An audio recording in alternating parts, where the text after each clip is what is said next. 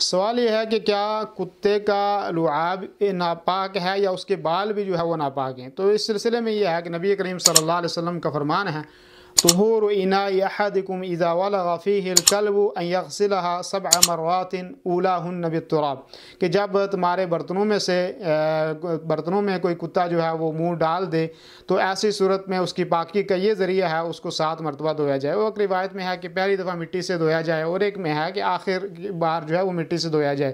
تو اس میں کوئی شک نہیں کہ اس کو دھونا چاہیے اور وہ برتن جو ہے وہ ناپاک ہو جاتا ہے۔ اب اکثر علماء یہ کہتے ہیں کہ پورا کتا جو ہے وہ نجس ہے، جیسے خنزیر نجس العین ہے ایسے ہی کتا بھی جو ہے وہ نجس ہے۔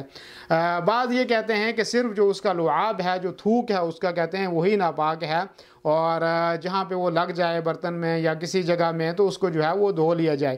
اب کیا اس کے بال جو ہیں وہ ناپاک ہیں یا نہیں ہیں؟ تو اس سلسلے میں بعض علماء کا یہ کہنا ہے کہ اگر بال اس کے خشک ہیں تو وہ ناپاک نہیں ہیں، اور بال جو ہیں وہ اس کے ساتھ وہ تر ہیں تو ایسی صورت میں وہ ناپاک ہیں۔